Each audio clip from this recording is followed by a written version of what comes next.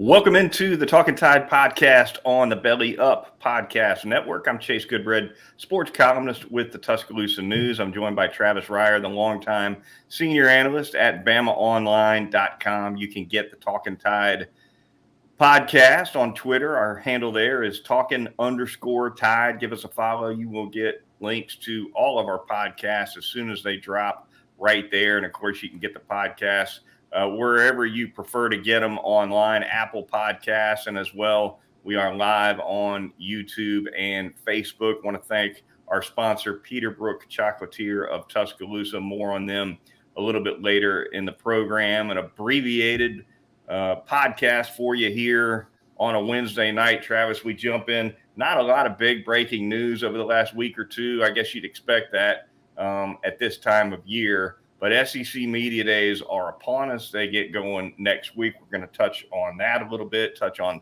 Tommy Rees as well. We're going to hit that two-deep tumbler before we get out, too. But first, the SEC Media Days, Travis, I believe next Wednesday is when Nick Saban will take the stage. Going to be in Nashville, Music City for a change for SEC Media Days. And, of course, it's going to be Kool-Aid McKinstry, J.C. Latham, and Dallas Turner representing the Crimson Tide. The names for each school's representatives released several days ago. Quickly, Travis, I guess we'll just kind of start with some thoughts on Saban's choices on who to bring here with these three. I would say the extent of the star power really going into the 2023 season anyway, Chase. You talk about three guys that during this offseason, if you're into the way too early first round mocks for the 2024 NFL draft, those are three guys that have been prominent in those rankings. So, yeah, I would say sensible, maybe the word I would use to describe those choices to make that trip with Nick Saban. McKinstry, a guy who is being lauded as one of the top cornerbacks in the country for what's probably going to be his final season. No surprise there. Certainly deserved a claim going into his third season in the program, especially with what he was able to do, in my opinion, as a return guy last year. As you recall, he kind of got thrown into the mix as a return guy last year with the injury to JoJo Earl. Had a little bit of a snag early in that role with ball security. But boy, ended up taking care of that problem in pretty short order, making some plays. Apart from what he brings as a corner, who's got the length and the speed to stay with some of the best receivers in the game, what do you think about what that return ability might do for his profile here coming up in 23? Can't hurt, right? I think, though, with the way he is being regarded as a corner first and foremost, it's not something he needs to maybe help put him over the top. You know, maybe it would have helped Brian Branch more so than a Kool-Aid McKinstry. And we saw Branch last season when given the opportunity. He wasn't bad back there either. But first and foremost, as you know, the value of being a top corner like he is, that goes as a standalone sort of designation for him. It's going to be interesting, though. I mean, because starting with Texas on September the 9th, you're going to have a wide receiver core for the Longhorns that come in there that I don't think are going to be passive in the way of taking its shots at Kool-Aid. Obviously, the preference is going to be maybe you get matchups against Earl Little Jr. if he's the guy at star. Maybe you go against a Terrion Arnold or a Trey Amos or whoever that other corner is opposite of Kool-Aid. But boy, Xavier Worthy and the rest of those guys for Texas with Quinn Ewers pulling the trigger, he's going to get opportunities even with that reputation, I think, Chase. Yeah, they'll go after him, some of these quarterbacks. I don't think there's any doubt about it. But he's certainly the anchor back there in what is going to be a young secondary overall. He and Malachi Moore by far have the most experience back there, game experience. And so a lot expected from him for sure. As for Nick Saban at Media Days, Travis, really quickly, a couple of the questions, big questions that we know he'll be asked. Certainly he'll be asked about the quarterback situation. I'm sure people will probably try to get under his hood a little bit on the 24 schedule. I doubt he'll want to say much about a schedule that's a year plus away. But beyond that, what are your thoughts on some of the things that the reporters at media days will try to pin him down on? Well, just another year with new coordinators, right? I know we're going to talk about Tommy Rees, Kevin Steele, that previous experience working with Nick. How does that benefit both of those parties in 2023? So, coaching staff, I would think, would be a part of that. But, other than quarterback, there's still some glaring sort of competitions that are going to be ongoing heading into fall camp, starting with the offensive tackle position opposite J.C. Latham. You're going to have a couple of new full-time starting inside linebackers. Yes, Deontay Lawson has played a good bit of football, especially last season, but you got some key guys stepping away there right up the middle of that defense, really. The safety positions, inside linebacker.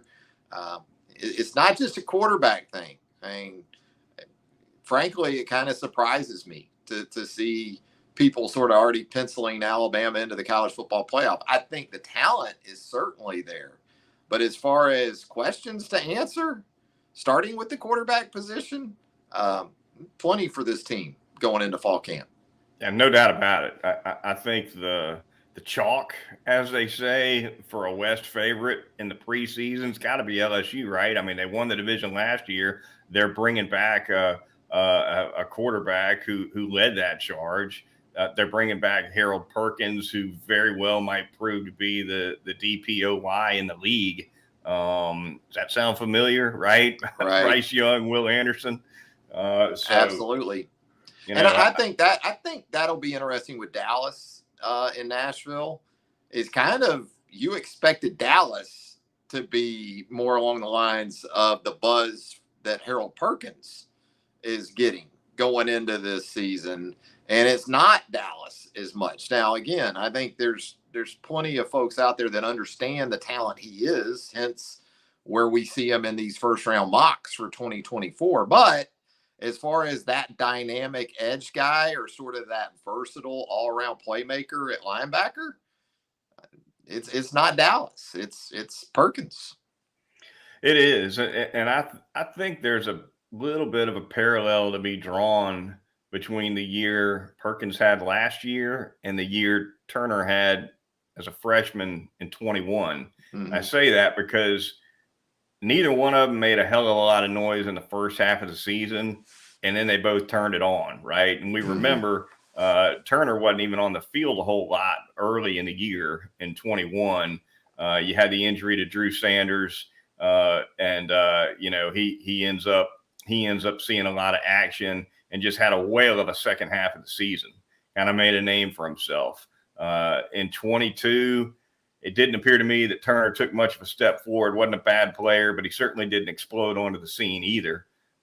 Whereas Perkins is kind of coming off that year where he lit it up in the second half of the year, and that's when most of the big games get played, certainly postseason included.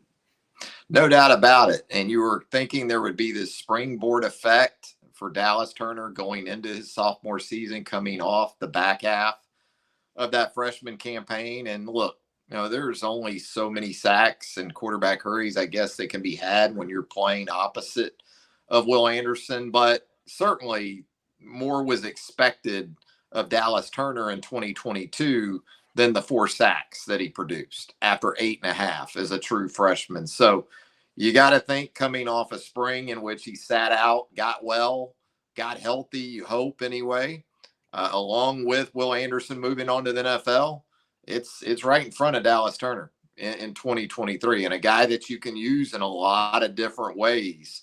I would say not exactly the same way you used or tried to use Will at times, especially last season. But you can move Dallas Turner around. You can put him inside some in some different looks, especially in passing situations.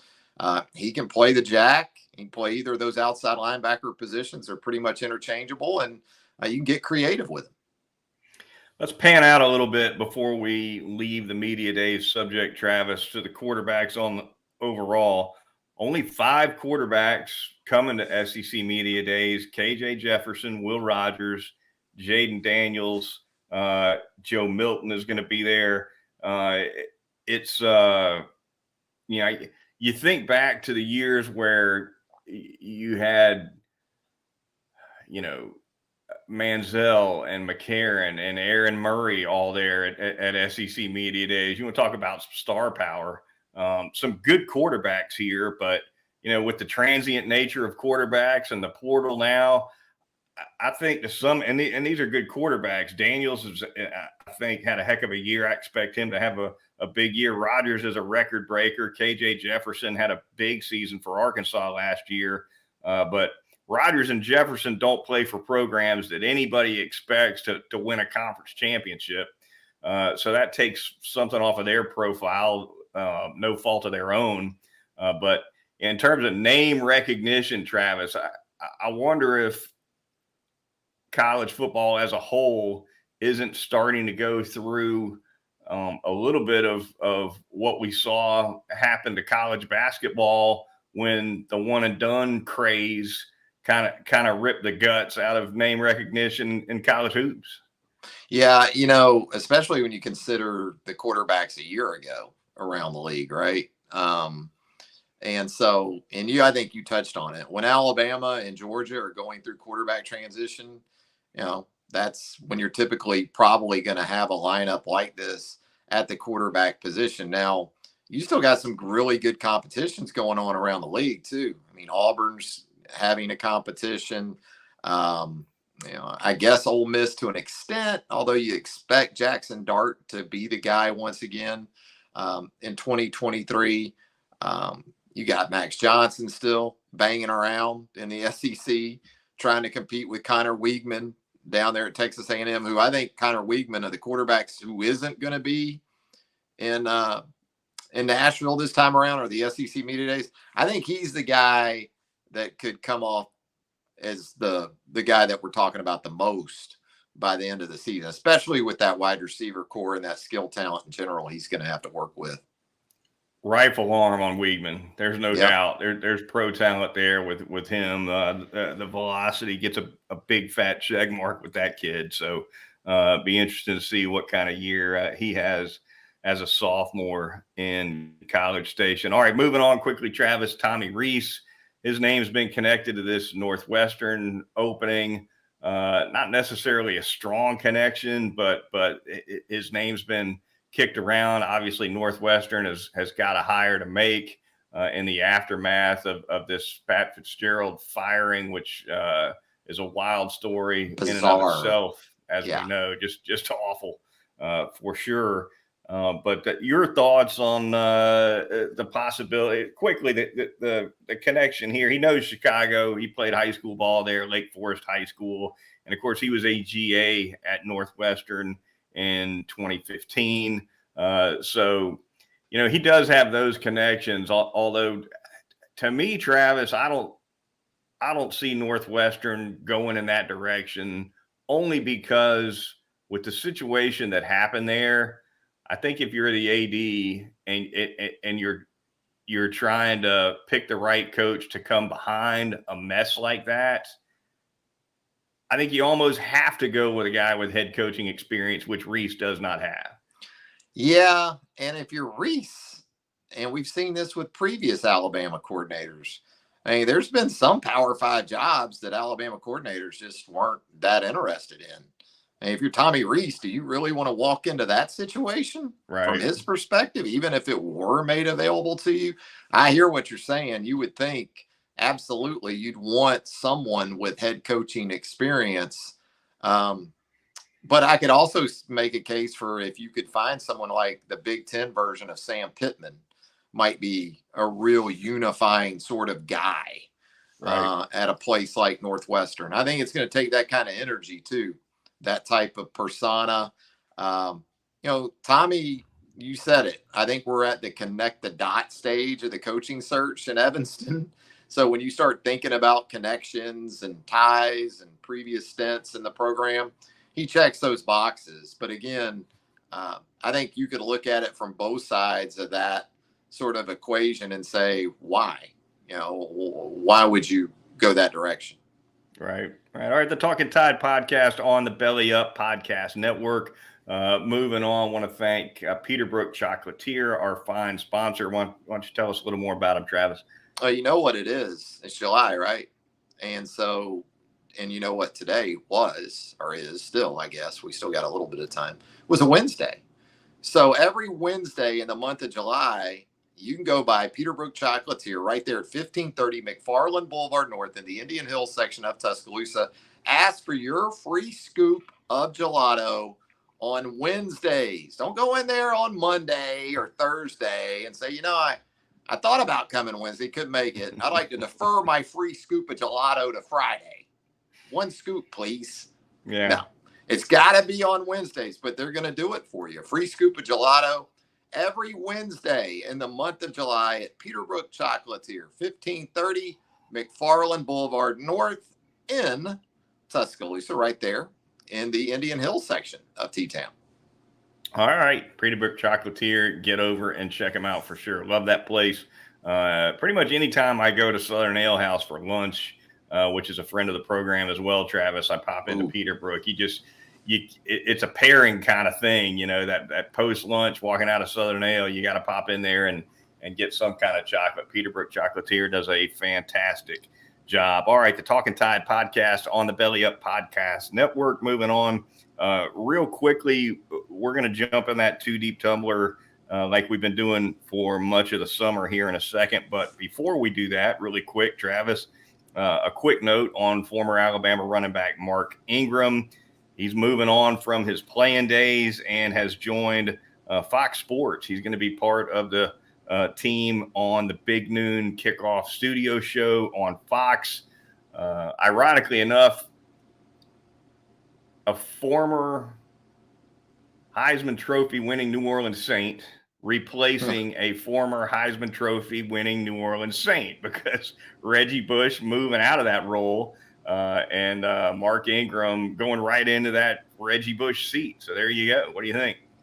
Yeah, we're getting old when these guys we covered 10, 12, 13 years ago are now officially moving on to television or sports media. And Mark will do great. He'll hammer it. He's got the energy. He's got a great understanding of the game, obviously. He keeps it fun but informative. So kind of interesting that, he has to work in a situation where I guess it'll be mostly Big 12 and Big 10, I guess.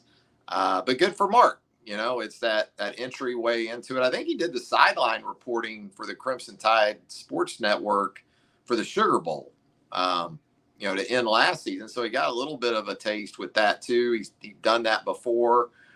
So good for Mark, man. Got through it, got through football. It looks like in pretty good shape from a health perspective. Go have fun with the broadcasting and keep making those big checks. Greg McElroy, quarterbacks, that Mark Ingram squad, of course, he's in the media now. You got Mark Ingram. You want to say, is Julio Jones next for the media, Travis? But Julio is not going to take a media job. That's not who he is. I keep waiting maybe Dante Hightower. I think Dante would be really good, whether it was within the Patriots organization maybe or on a national network doing college. Maybe he doesn't have an interest in it. But I always thought Dante would be a good guy, a good option in that realm too. Barrett Jones from that era Barrett's took a dip in the media, sports media as well. Absolutely. All right, moving on to the Too Deep Tumbler. Before we get out of here, Travis, let's give it a quick spin and see who comes out. Spend a quick minute talking about one or two. I feel like we're at the Knights of Columbus on like a Tuesday. B17. Tumbler has a mind of its own. I 17. Can't get them out of this thing without dropping one. All right, coming out of the Tumbler right now, Travis, we got number 16. That would be veteran kicker Will Reichard. Oh, speaking of 17s, wow, kind of called that one, yeah. Yeah, and then wow, back-to-back numbers here, 15 and 16. So with 15, we've got a double jersey there with Ty Simpson and Dallas Turner. And then Will Reichert, of course, makes 16. We've already kind of hit on Dallas, so we probably don't need to travel back on his upcoming season. We just talked about it a few minutes ago. But Ty Simpson and Will Reichert. Let's start with Reichert, Travis. This guy should go down already, I think, is one of the best kickers Alabama's ever had. Made a decision to leave Alabama early, enter the draft, accepted a Senior Bowl invitation. Certainly looked like he was long gone at one point. Out of it and gone. That's right. Yep. Decides with a change of heart, come back for one more year in 2023. You as a former kicker, you're our special teams expert as a former kicker, Travis. What are your thoughts on Will Reichert's final year? I think he already is the best to do it at Alabama. And I understand he doesn't have the school record for maybe the longest kick. But, some of those came in an era before kicks, field goals, extra points were off the ground. Remember, you go back pre-1989, I want to say it was. Everything was off the block. You had a 1-inch or a 2-inch block. And it kind of pains me to say that because my favorite Alabama kicker of all time is Van Tiffen. Not even close. That was my formative years kicker pretty much at Alabama. And you talk about the biggest of moments, Van had some of those. So, but Will is, I think he's the all-time leading scorer in UA history. Made some big kicks. I know he had the miss at Tennessee late last season, but Will has even had big kicks in games that Alabama lost that people forget about, like the big one late at LSU last year. What was that, 46, 47 yards in Death Valley, and he drills one very, very late. So, no, he's just been a model of consistency. I don't know if his pro projection is super.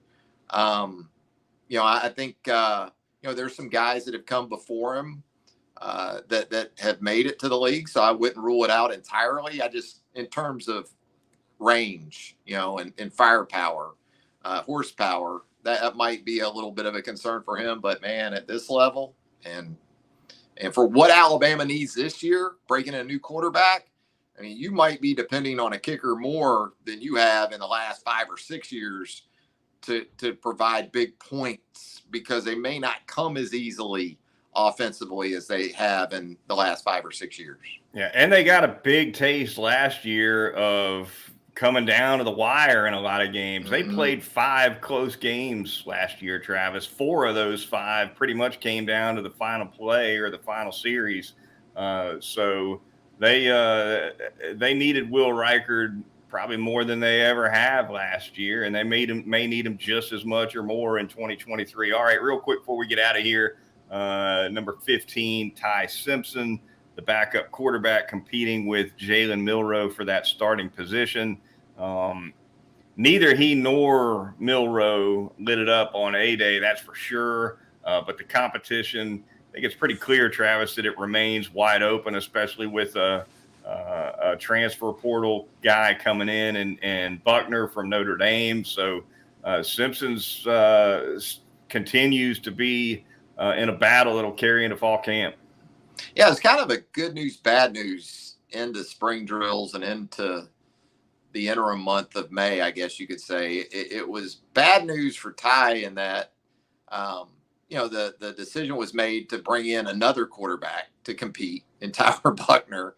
But it wasn't the worst news, because it meant that, Ty was still in this thing. And I still think, this is a young guy. And so regardless of how it shakes out, he may win the job. But even if he doesn't, there can be some more patience, I would think, exhibited by Ty Simpson based on where he's at in his eligibility clock, as compared to, say, Jalen Milroe, who is another year ahead of him. So that's going to be a fascinating aspect of all this, depending on how it plays out. If Buckner wins the job, all eyes are going to shift to Milroe And Simpson, much like they did when the decision was made to bring in Buckner. And both those guys decided to hang around and compete in the preseason. So I think Simpson has the attributes you need to be a starter in the Southeastern Conference. I think he checks the boxes of the kind of quarterback that Tommy Rees likes, because we talked about, I think the run game is going to be a part of this thing with this quarterback battle too. I think the biggest thing for these three quarterbacks that are considered to be the primary candidates isn't just that you can run, is that you're very willing. You're a very willing participant in the quarterback run game.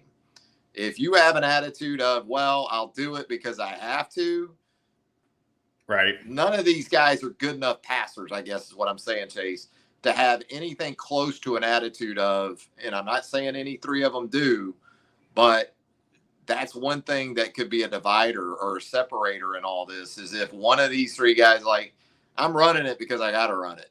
I'm not running it because I really want to. Right.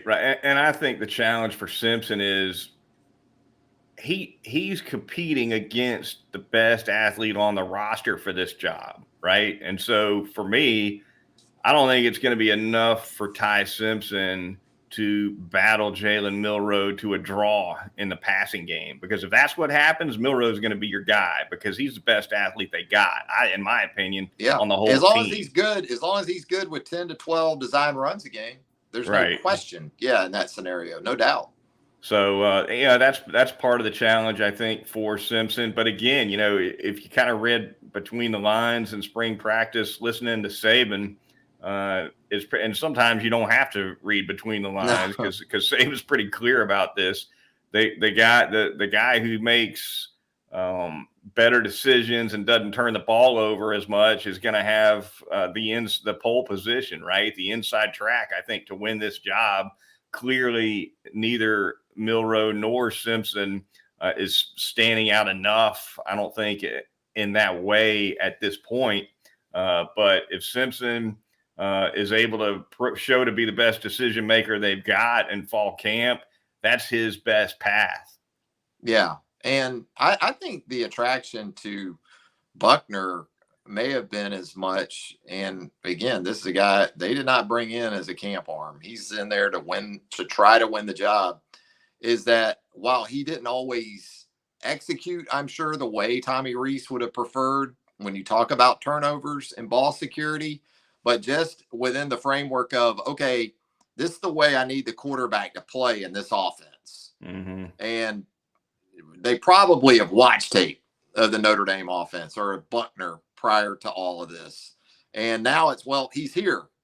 It's not just tape that I'm trying to get across now. This guy's actually here. Right. In terms of, again, run pass and those type of things that you're going to have to get out of the quarterback position, because these aren't elite passers. I mean, I think Ty has the most upside maybe of the three, but not by a huge margin. But right now, where they're all at as passers, they're solid to mediocre is what I would say. And again, some of these guys, one or two of these guys, have room for growth. The concern with one or two of them too, though, is how close are they already to their ceiling when it comes to that. Right. Going to be hearing a lot about those guys and that battle next week at SEC Media Days. All right, that is going to do it for this edition of the Talkin Tide podcast on the Belly Up Podcast Network. I always say we're going to run short when we run short, and then we end up a regular length podcast. Here we are sitting at 29 minutes, Travis. So much for a short one. But at any rate, it's been a lot of fun, as it always is. We will not do a podcast this coming Sunday, but maybe look for one midweek next week, maybe Wednesday, Thursday. We recap Alabama's day at SEC Media Days. That's your programming note, and that's going to do it for us. So for Travis Reier of BamaOnline.com, I'm Chase Goodbread, sports columnist with the Tuscaloosa News, and we'll talk to you next time right here on Talkin Tide.